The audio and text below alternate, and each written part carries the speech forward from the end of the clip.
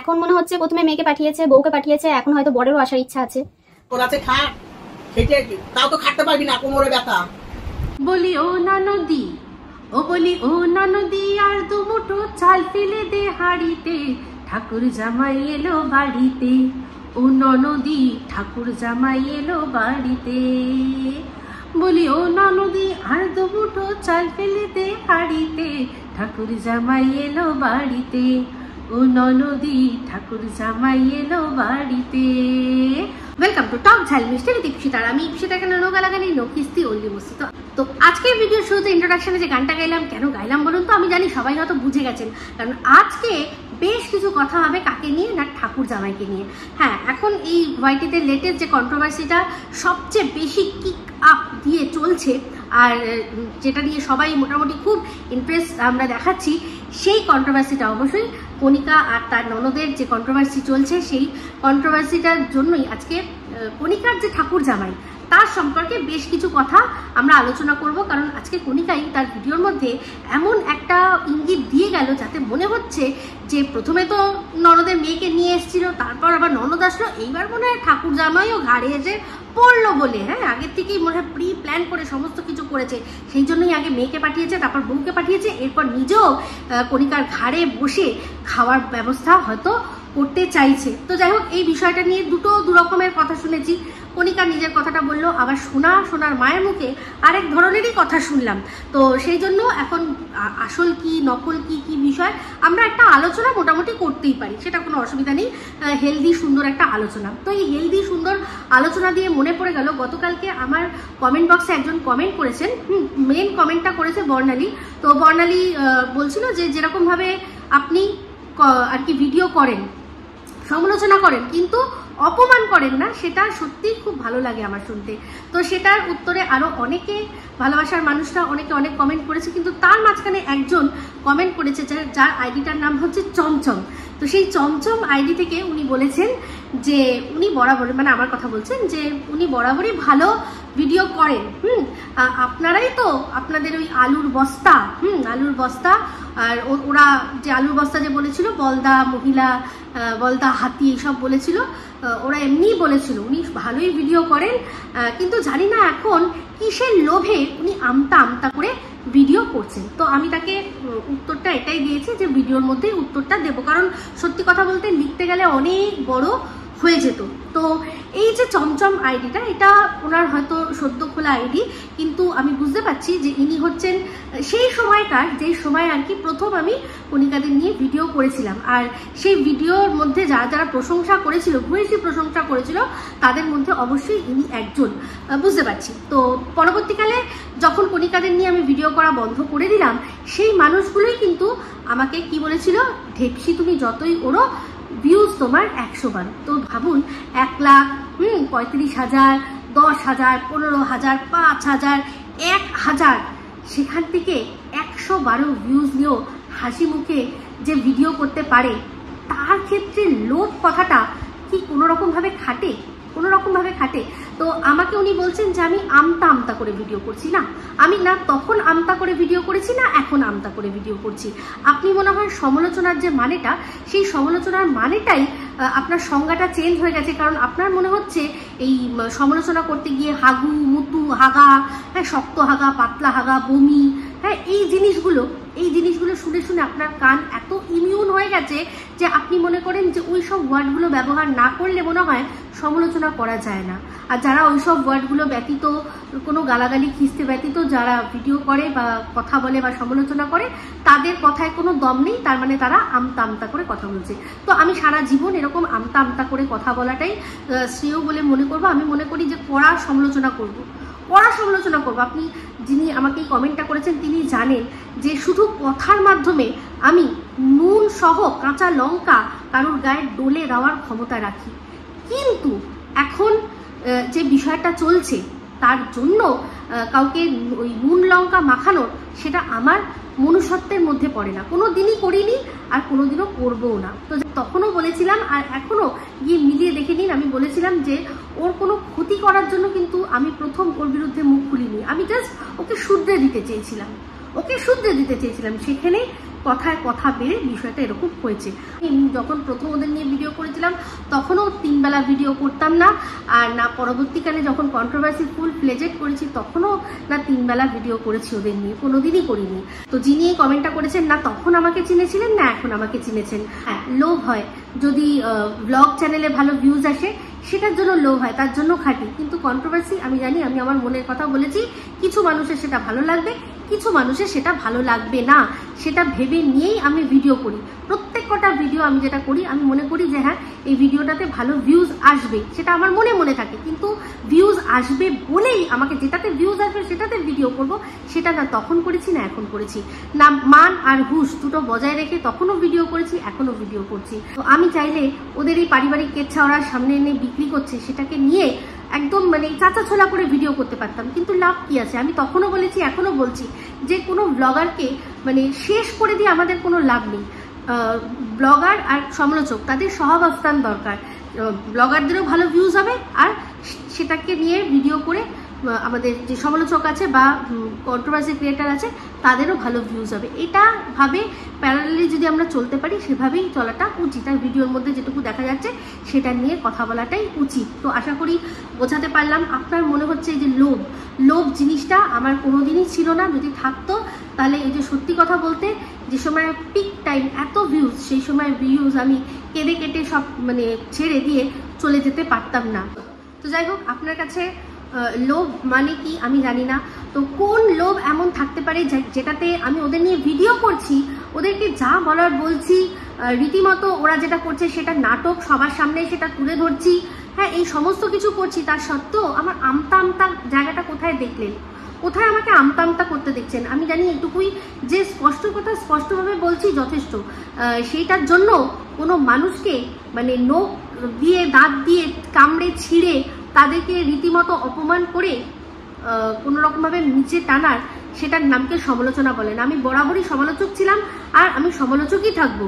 কোনো মানুষের ক্ষতি সাধন করার জন্য যেটা করার দরকার সেটা আমি করছি না, কোনোদিনও করেছি না, কোনোদিনও করব। আমার চ্যানেলের ক্ষতি হয়েছে, আমি শুধু সেটুকু দর্শকদের সামনে সাক্ষী রেখে উপরওয়ালাকে বলেছিলাম যে এর ব্যবস্থাটা বা এর বিচারটা যেন উপরওয়ালা করে, আমি নিজের থেকে কিছু করছি না, আমি সব ছেড়ে দিচ্ছি, এটুকুই বলেছিলাম। তো লোক সম্বরণ করাটাই হচ্ছে সবচেয়ে বড় ব্যাপার, আর সেখানে আমি নিজের ভিউজের তোয়াক্কা না করে, নিজের চ্যানেলের তোয়াক্কা না করে জাস্ট সমস্ত কিছু হেলায় হারিয়ে দিয়েছিলাম। তাহলে এখন আর আমার লোভের কি ব্যাপার থাকবে? মানে আমি কি ওদেরকে নিয়ে পজিটিভ ভিডিও করছি যে ভিডিওগুলো ওরা নিজেদের কমিউনিটিতে ঝোলাবে, সেটা একটা লোভ হতে পারে। কিন্তু একটা জিনিস দেখেছি, ওদের নিয়ে যখন চরম হেনস্থা চলেছে এই সুতোর চ্যানেল থেকে, ঘোড়ার চ্যানেল থেকে, সেই সময়ও কিন্তু ওদের সাপোর্টে যে ভিডিও করছিল একটা ভিডিও কিন্তু ওরা নিজেদের কমিউনিটি পোস্টে দেয়নি। তাহলে এই কথাটা তো কোনো মানে যুক্তিই রইল না যে লোভের কথা, আর রইল গিয়ে লোভ না হলে ভয়, একটা হতে পারে ভয়। তো আপনাদের সামনে কদিন আগেই একটা ভিডিওর মধ্যে পরিষ্কার জানিয়ে দিয়েছি যে ওরা না আজ পর্যন্ত আমার বিরুদ্ধে কোনো এফআইআর করেছে, জিডি করেছে বা আমার বিরুদ্ধে কোনো রকম কোনো কেস করেছে, কোনোটাই করেনি। আপনাদের আবারও বলে দিই, মনে করিয়ে দিই যে ওই যে নোয়াপাড়া থানায় আমি গেছিলাম, সেই নোয়াপাড়া থানাতে আমাকে ডাকা হয়েছিল ওদের একটা কেসের বিষয় ইনভেস্টিগেশনের জন্য, হেল্প করার জন্য। আমার বিরুদ্ধে কোনো রকম কোনো আর কি অভিযোগ ছিল না। আমার চ্যানেল থেকে বেশ কিছু কমেন্ট তুলে সেগুলোর স্ক্রিনশট নিয়ে ওরা জমা দিয়েছিল, সেটার জন্যই আমাকে ডাকা হয়েছিল। এই যারা কমেন্ট কর্তা বা কমেন্ট করতে যেই হোক, তাদেরকে আমি চিনি কি চিনি না সেটা আইডেন্টিফাই করার জন্য।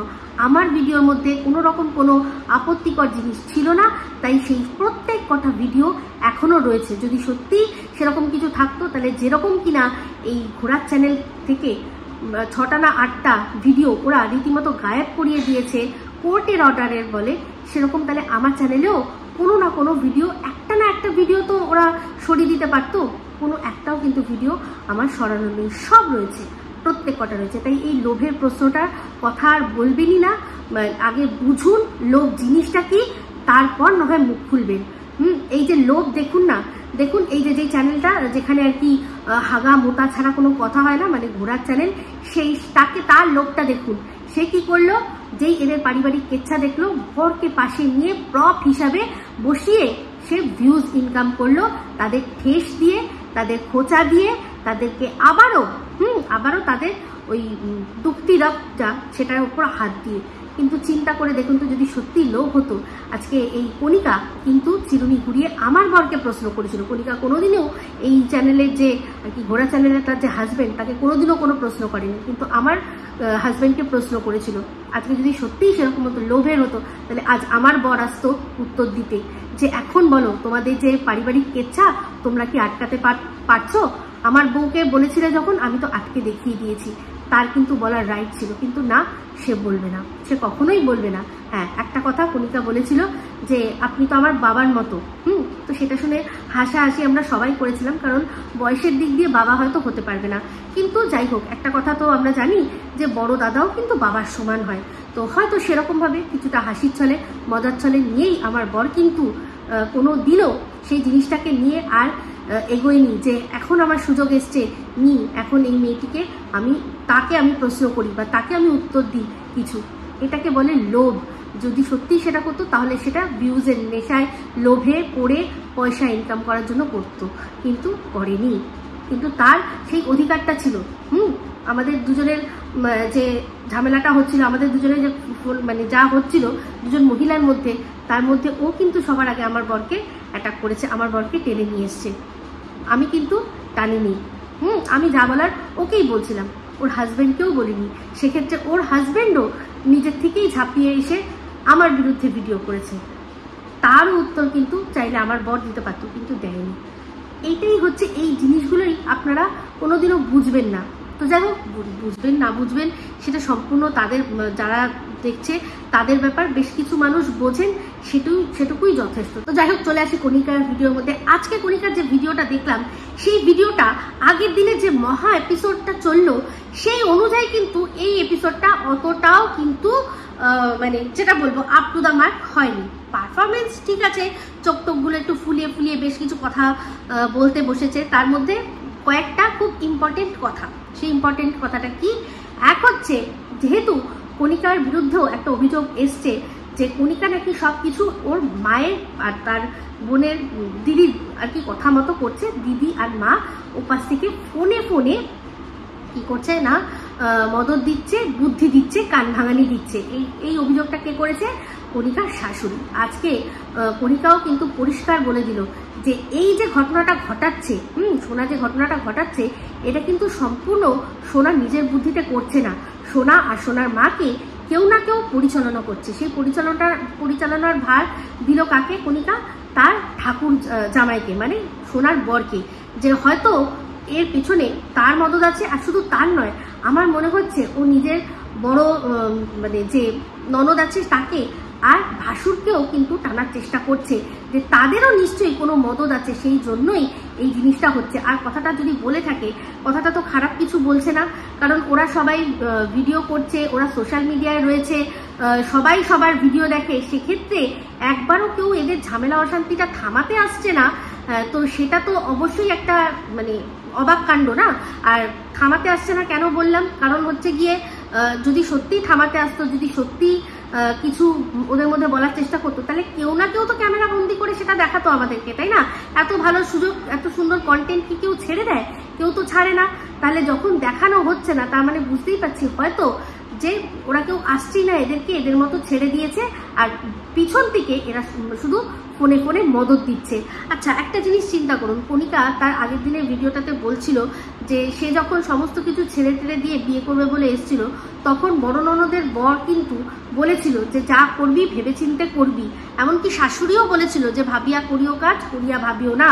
হ্যাঁ, তাহলে সেক্ষেত্রে যখন এই বিয়ের সময় বড় ননদের বর যখন এত ভালো বুদ্ধি দিয়েছে, তাহলে এখন যখন এদের এরকম অবস্থা, আর কণিকার বরকে, কণিকার মেয়েকে পুরো জ্বালিয়ে শেষ করে দেবে এরকম ধমকি দিচ্ছে, তখন কেন ওই বড় ননদের বর চুপ করে রয়েছে? তার কোনো কথা নেই। সে এসে শাশুড়ি আর তার শালীকে বুঝাতে পারছে না, শালি তো জামাইবাবুর সাথে খুব ভালো সম্পর্ক, সেখানে যদি জামাইবাবু এসে শালিকে বলে যে ঝগড়া অশান্তি কেন করছিস, এখানে আছিস তো আমরা দেখতেই পাচ্ছি, আমরা তো দেখতেই পাচ্ছি সবাই ওরা আছে, ওরা তো রাস্তার মধ্যে নেই। এই কথাটা আমি কিন্তু আগেও বললাম যে ওরা কি রাস্তার মধ্যে দাঁড়িয়ে দাঁড়িয়ে ঝগড়া করে বলছে যে আমাদের থাকতে দিতে হবে না, তো রীতিমতো এইরকম ভাবে এসিটাকে বন্ধ করলো নাকি চালু করলো, করে তারপর বলছে আমাকে থাকতে দিতে হবে, আমাকে ভাগ দিতে হবে, সমস্ত কিছু দিতে হবে। তো সে তো রয়েছেই এখানে, সে তার বক্তব্য এটাই যে আমি রান্না করব না, আমি বসে বসে খাবো। তো বসে বসে খাওয়া নিয়ে আজকে কিন্তু দেখলাম যে সোনার মা বলল যে চলে এসছিস শ্বশুরবাড়ি থেকে চলে এসছিস, তাহলে এবার গর্ত খাটিয়ে খা। অবশ্যই উনিও তো শ্বশুর বাড়িতে থেকে মানে নিজের স্বামীর সংসার করে উনি তো কই বসে বসে খাননি, উনি তো কচুরি বিক্রি করতেন, তাই না? সেই কচুরি বিক্রি করতে যেতেন কোথায় না, শিয়ালদা স্টেশন, ওদের বাড়ি থেকে শিয়ালদা প্রায় 1 ঘন্টার রাস্তা, 1 ঘন্টা ঠেঙিয়ে উনি সেখানে গিয়ে কচুরি বিক্রি করে তারপর ছেলে মেয়েদের মানুষ করেননি, ছেলে মেয়েদের মুখে ভাত তুলে দেননি। শ্বশুর মশাইয়ের যখন ওনার তো কাজ ছিল, উনি তো রাজমিস্ত্রির কাজ করতেন, তার সত্ত্বেও কিন্তু মানে কণিকার যে শাশুড়ি সে কিন্তু বসে বসে খেতেন না, উনি গতর খাটিয়েই খেতেন। তো উনি যখন গতর খাটিয়ে খেতেন, তাহলে উনি এখন নিজের মেয়েকে কি করে এটা মানে বলার জোর দিয়ে বলছেন না যে তোকে গতর খাটিয়েই খেতে হবে, তুই তো আরো ভাইয়ের সংসারে এসে পড়েছিস, আমি তো নিজের সংসারেই গতর খাটিয়ে খেয়েছি। হ্যাঁ, তোর বাবার যাই ইনকাম থাকুক না কেন, আমি তো বসে খাইনি, আমি তো ইনকাম করতে যেতাম। আর সেই রকমই একদিন যেতে গিয়েই তো উজ্জ্বলের এইরকম আজকে অবস্থা ছিল। ও তো জন্মগতভাবে যেরকমভাবে এখন বিছানায় পড়ে রয়েছে সেরকমভাবে তো ছিল না, ও তো ছিল না, ও তো মাকে ছাড়তে গিয়ে আজকে এরকম অবস্থা। তাহলে সেই মা তখন তার বউয়ের ওপর যে বউ কিনা সারাক্ষণ উজ্জ্বলের মানে টেক কেয়ার করে, সেই বউকে মা আর বোন মিলে দাঁড়িয়ে অন ক্যামেরা ভৎসনা করছে।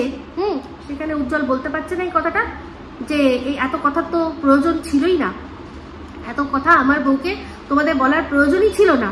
আমি যদি শক্তপোক্ত চলতে ফিরতে পারতাম, আমার যদি ইনকাম থাকতো, আমি না হয় আমার বোনকে বসিয়ে খাওয়াতাম, আমি না হয় বোনকে বসিয়ে খাওয়াতাম। কিন্তু বসিয়ে একটা মানুষকে মানুষ কেন খাওয়াবে, কেন খাওয়াবে, এটাই তো সবচেয়ে বড় কথা। কারণ সে তার মাকেও তো ছোটবেলা থেকে দেখেছে যে মা বসে খায়নি, মা খেটে খেয়েছে, তাই না? মানে একদম ওই জবের থেকে ওদের মানে ভিডিও ভালো করে চললো, জবের থেকে ওরা ইউটিউব থেকে ইনকাম করলো, তারপর দিয়ে ওর মা কাজ করা বন্ধ করেছে। তার আগের দিন অব্দি ওর মা কিন্তু কাজ করতো। যারা প্রথম থেকে ভিডিও দেখেছে তারা কিন্তু জানে ওর মা কিন্তু খেটে খেত। তাহলে সেখানে এখন বৌমা এটা বলতে পারে যে তুমি ওই বাইরে গিয়ে ইনকাম করতে হবে না, যা হবে আমরা এখানেই একসাথে খাবো। তো তা বলে একসাথে খাবো মানেই কি একটা মানুষ সারাক্ষণ খেটে যাবে আর সবকটা মানুষ মানে গতরে হাওয়া লাগিয়ে গতরে শুয়োপোকা বাইয়ে বসে থাকবে? এটা কি কখনো সম্ভব হয়? হয় না। তো যাই হোক, ওদের এই বিষয়টা নাটক হচ্ছে বা সত্যি হচ্ছে, আমি বরাবরই বলেছি যে যখন যখন নাটকের মতো আমি কিছু পাবো আপনাদের সামনে তুলে ধরবো, কিন্তু তাছাড়া আমি কিন্তু বিশ্বাস করছি, কারণ ছোটবেলা থেকে এটাই শিখেছি, মানুষের প্রতি বিশ্বাস হারানো পাপ। আর এই কথাটা আমার নয়, কথাটা আমার নয়, কবিগুরু রবীন্দ্রনাথ ঠাকুরের। আমাদের কাছে অন্যতম দেবতুল্য মানুষ, যার কথা সত্যিই আমরা দেখেছি জীবনে চলার পথে কাজে লাগে তার আদর্শ। তো যাই হোক, সেক্ষেত্রে আমি সেই হিসাবেই বিশ্বাস করি যে ওরা যেটা বলছে সেটা ঠিকই বলছে। কিন্তু আজকে সোনার ভিডিও থেকে সোনার মায়ের যে কথাটা শুনলাম,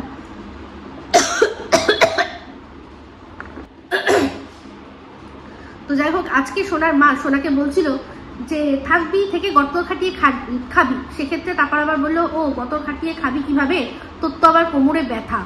তোর তো আবার কোমরে ব্যথা, কারণ সোনার হাজবেন্ড নাকি এমন কোমরে লাথি মেরেছিল যে ওর নাকি কোমরে ব্যথা। ভাবতে পারেন, এরকম ভাবে লাথি মেরে মেয়েটার কোমর ব্যথা করে দিল। তো একটাও পুলিশ কমপ্লেন কি এরা করেছে? এটা তো 498 মামলা হবে। 498 মামলার মতো বিষয়, গায়ে হাত দিচ্ছে, এরকম ভাবে ডোমেস্টিক ভায়োলেন্স করছে। তাহলে সেক্ষেত্রে মা বলছে যে ওইখানে যেতে হবে না, শ্বশুরবাড়িতে আর যেতে হবে না, কারণ তোকে মারধর দিয়েছিল। খুব ভালো কথা। তাহলে তার কোনো পুলিশ কমপ্লেন করেছে, কোনো রকম কোনো যে কি বলে ওটাকে ডিভোর্সের পেপার রেডি হয়েছে কি? তাহলে কণিকা এই যে বলছে যে একদিকে কণিকার ননদ আর তার শাশুড়ি বলছে যে এমন আর কি অত্যাচার করেছে জামাই, যে মেয়ে কোমর ভেঙে দিয়েছে, এদিকে কণিকা আবার বলছে যে হয়তো সেই জামাই এখানে এসে থাকবে। আমার তো মনে হচ্ছে না এটা ওই জামাই আর নয়। যদি সত্যি জামাই আসার ব্যাপার থাকে তাহলে আমার তো মন বলছে নতুন কোনো জামাই আসবে। এই যে সোনা বলছিল না যে ডিভোর্স দেবে, তারপর যদি ভালো কোনো মনের মানুষ পাই তাহলে সেই মনের মানুষের হাতটা ধরবো। তো মনে হচ্ছে মনের মানুষের হাত ও মানে পেয়ে গেছে, আর কণিকাও খুব ভালো করে জানে যে হয়তো পেয়ে গেছে। তাই জন্য এটা এখন কিছু করার নেই। ডিভোর্স যেহেতু হয়নি সেহেতু ঠাকুর জামাইয়ের কথাটা বললো যে মেয়েকে পাঠিয়ে দিয়েছে, বউকে পাঠিয়ে দিয়েছে, এবার হয়তো ঠাকুর জামাইও আসবে। তো আমার যেটা মনে হচ্ছে এই ঠাকুর জামাই সেই ঠাকুর জামাই নয়, এই হয়তো অন্য কোনোই ঠাকুর জামাই যে কিনা আর কি মনের মতো ভালোবাসা দেবে, সারাক্ষণ আর কি কণিকা ননদকে ভালোবাসা দেবে, মিষ্টি মিষ্টি কথা বলবে, যার সাথে ওর দুটো মিষ্টি কথা বলে ভালো লাগবে, কিন্তু তার ইনকাম কিছু থাকবে না। তার কাজই হবে বউকে ভালোবাসা আর বউকে সময় দেওয়া। আর সে কি করবে, তার বিনিময়ে কি চাইবে, তার বিনিময় হচ্ছে কণিকা রাতের বসিয়ে বসিয়ে খাওয়াবে। এই মনে হচ্ছে এদের যা মানে নতুন প্ল্যান যা দেখলাম সেটাই মনে হচ্ছে হতে চলেছে। তো যাই হোক, কণিকার এখন একটাই কর্তব্য, সেটা হচ্ছে গিয়ে একটা পুলিশে কমপ্লেন করা। কারণ এই যে সত্যি বারবার আজকের ভিডিওর মধ্যেও বলছে যে জ্বালিয়ে দেবো, আর এই জ্বালা সেই জ্বালা নয়। যেমন কিনা আমরা ছেলে মেয়েদের বলি না যে উফ জ্বালিয়ে মারছে রে, জ্বালিয়ে মারছে, এটা কিন্তু সেটা নয়। ও রীতিমতো আগুন ধরিয়ে জ্বালিয়ে দেওয়ার কথা বলেছে। তো যাই হোক, আমি একটাই কথা আগেও বলেছি এখনো বলছি যে মানুষের মাথা যখন ঠিক থাকে না তখন যে সে কি করতে পারে তার মানে আমরা প্রচুর প্রচুর প্রচুর প্রচুর রকমের আমরা উপমা আমাদের সামনে পাচ্ছি। কিন্তু সেক্ষেত্রে দেখছি যে মানুষ কিন্তু আর মানুষ নেই। তাহলে নিজের সেফটি নিজের কাছেই, যেখানে কিনা উজ্জ্বলের মতো একটা অবস্থা, যার যে নিজের ইচ্ছায় উঠে চলতে ফিরতে পারে না, সেই রকম একটা মানুষকে যদি আবার কণিকা ছেড়ে দিয়ে চলে যায়, কখন মানুষের কি মাথা বিগড়ায়, কি হয়, কি করে বলতে তো পারে না, তাই না? কে বলতে পারে? এখন উপায় আছে, এখন রাস্তা আছে, যা করার এখনই অ্যাকশন নিতে হবে। এরপর কিছু হয়ে গেলে তখন কি করবে? তখন আর কি হবে? কিছু তো ফিরে আসবে না, তাই না? তো যাই হোক, কি হচ্ছে সত্যি কথা বলতে এখন এই যে কথাগুলো শুনছি না, তাতে আমার মনে হচ্ছে যে মানুষ নাটকের জন্য হলেও এত বড় কথা বা এত কিছু বলতে পারে কি যে কথাগুলো বলছে ওরা। তো যাই হোক, কণিকার ননদকেও দেখলাম আর কণিকার শাশুড়িকেও দেখলাম যে রীতিমতো কণিকার সম্পর্কে কিন্তু যা নয় তাই বলছে। হ্যাঁ, যে ইমেজটা ওর আমাদের কাছে ছিল সামনে, যে ও এত সারাক্ষণ সব কিছু আগলে রেখেছে, সংসার টংসার সমস্ত কিছু আগলে রেখেছে, এটা সম্পূর্ণ ফেক, সেটা বলছে কণিকার ননদ আর কণিকার যে শাশুড়ি আছে সে। তা যাই হোক, আমি কণিকার শাশুড়িকে একটাই কথা বলবো যে বৌমাকে আগে ছাড়ুন, আগে জামাইকে ধরুন। হ্যাঁ, জামাই মেয়ের সাথে যে অন্যায়গুলো করেছে আগে তার জন্য লড়ুন, তারপর তো এটা তো রয়েছে, ওখানে তো আপনারা থাকছেনই। মেয়েকে বলুন গতর খাটাতে বলুন। রান্না যদি নাও করতে পারে তাহলে বলুন না আয়ার কাজ করবে, পার ডে ভালো টাকা ইনকাম আছে, সেখান থেকে যদি মনে করেন যে হোটেল থেকে খাবার এনেও খাবেন, তাহলে খাবার এনে দুবেলা খেয়েও কিন্তু ভালো পয়সাই বেঁচে যাবে, ঠিক আছে? আর সবচেয়ে বড় কথা, আপনি তো রান্না করতে পারেনি, আলাদা করে নিজেদের সংসার নিজেদের আলাদা করে হাঁড়ি নিচে করে নিন আর বড় ছেলেকে ইনভলভ করুন। আমি তো একটাই কথা বলবো, যে এদের ফুল ফ্যামিলি বসে, এর বড় দাদা, তারপর হচ্ছে গিয়ে বড় দিদি, জামাইবাবু, দিদি জামাইবাবু আর এদের সমস্ত সবাই একসাথে একজোট হয়ে একটা আলোচনা সভা বসানো উচিত। দরকার পড়লে যদি পাড়ার বা কোথাও আশেপাশে যদি এমন কোনো ব্যক্তি থাকে যে কিনা মোটামুটি যার কথা সবাই শোনে, সেরকম ধরনের ওই মোড়ল টাইপের বা সালিশি সভা যেরকম হয় না, থাকে প্রত্যেক পাড়াতেই থাকে এক একজন দুজন মানুষ যারা কিনা মোটামুটি একটু বোদ্ধা টাইপের, তাদেরকে ডেকে একটা মীমাংসার রাস্তা করতে হবে। না হলে এরকমভাবে সত্যি ওই আগ লাগা দেগা বলতে বলতে সত্যি কোনদিন আগ লাগা দেগা, তখন আর কিচ্ছু করার থাকবে না, কারণ ওর মাথা ঠিক নেই। না হলে যার কেউ এরকমভাবে বলতে পারে না যে আমি এখানে থাকবো না, আমাকে তাড়িয়ে দিচ্ছে, আমি তাও যাবো না, আমি এখানেই থাকবো, তার নিজের শ্বশুরবাড়িতে গিয়ে এই জুলুমবাজিগুলো করতে পারছে না, আর এখানে এই ধরনের অসভ্যতামিগুলো করছে।